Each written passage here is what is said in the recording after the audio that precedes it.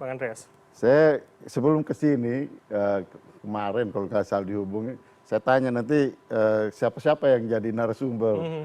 Oh, ada Bung Ferry Amsari, terus Arya Fernandes, ada Bang Noel, ada ya Mas Yan. Saya waktu dengar Pak Ferry Amsari, oke bagus ini. Oke. Jadi artinya pertanyaan saya tadi setuju dengan apa yang disebutkan Mas Ferry. Bantu saya Pak. Bagus. Nggak, artinya statement PDIP sama dengan Bang Ferry, ada ketidaknyamanan itu. Karena apa yang saya pikir sih sudah dijelaskan oleh Bang Ferry. Tapi artinya di PDIP internalnya begitu juga, Ya Bang karena itu tadi kan, kita kan tahu proses hukumnya. Ya paling tidak yang saya tahu, yang saya ikuti proses hukumnya Mas Hasto ini kan, ya 2 kali, 3 kali saya ikut di persidangan itu gitu, terutama yang berkaitan dengan saksi dan pembuktian. Saya bukan ahli hukum gitu, tapi saya lihat kok aneh gitu ya.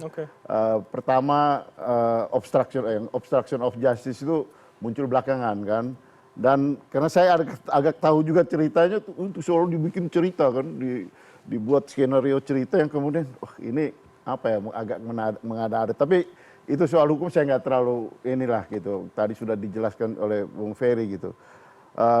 Soal pembenaran dari apa yang disampaikan, ya saya kira Presiden dalam posisi ini berani mengambil sikap seperti itu dan membuat keputusan ini.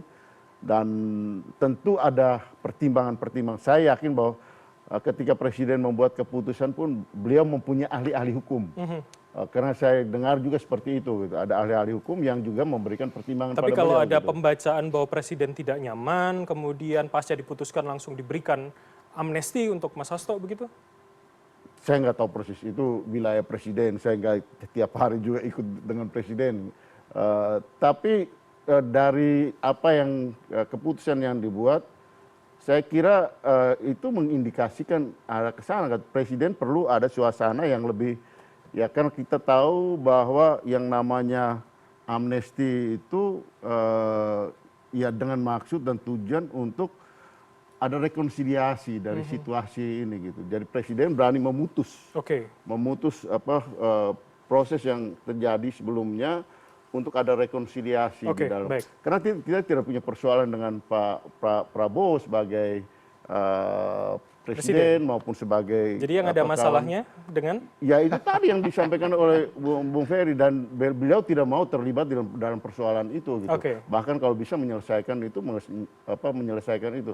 Hal yang sama kan saya kira dulu waktu Gus Dur ya, ketika Gus Dur naik jadi Presiden, dan teman-teman kita seperti Budiman Sujatmiko dan lain-lain kan memperoleh amnesti juga kan pada waktu itu. Jadi artinya rekonsiliasi menjadi garis bawah yang menurut Anda itu menjadi dasar Presiden memberikan ya, Bang ya? Salah satu tujuan daripada amnesti itu.